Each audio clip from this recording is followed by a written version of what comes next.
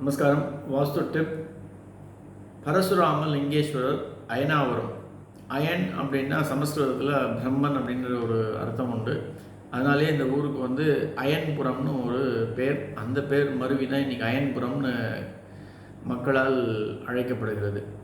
பிரம்மருக்கு தன்னுடைய சாப விமோசனம் அடைய வேண்டும் அப்படின்றதுக்காக சுயம்பு லிங்கேஸ்வரரை தேடி இங்கே புஷ்கரணியில் குளித்து வழிபட்டதால் இந்த கோயிலுக்கு இந்த இடத்துக்கே அயன்புரம்னு பேர்.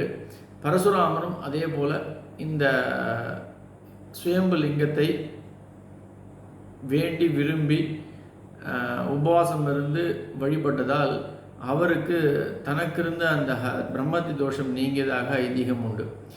இந்த லிங்கேஸ்வரர் சுயம்பு லிங்கேஸ்வரர் கால பருவத்திற்கு ஏற்ற மாதிரி 6 மாதங்கள் கருப்பு நிறமாகவும் மற்ற 6 மாதங்கள் பொன்னிறமாகவும், அதாவது தங்க நிறமாகவும் காட்சியளிப்பதாக ஐதீகம். ஆக்சுவலாக பங்குனிலேருந்து ஆடி மாதம் வரலும் பொன்னிறமாகவும், ஐப்பசியிலிருந்து மார்கழி வரலும் கருப்பு நிறமாகவும் காட்சியளிப்பார்.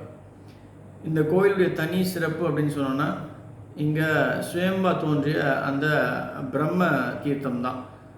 பிரம்மரே இங்கே தீர்த்தாமாடி குளித்து தனக்கு சாப விமோசனம் பெற்றதாக ஐதீகம் உண்டு.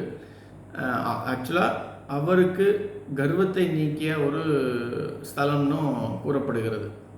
அந்த அளவுக்கு சிறப்பு பெற்ற ஒரு ஸ்தலம். சோமாஸ்கந்தருடைய அமைப்பு உண்டு. இங்கே அனைவரும் இந்த கோயிலுக்கு சென்று நல்ல விஷயங்களை பெற்று வாழ்வாங்கு வாழ என்னுடைய அன்பான வாழ்த்துக்கள்.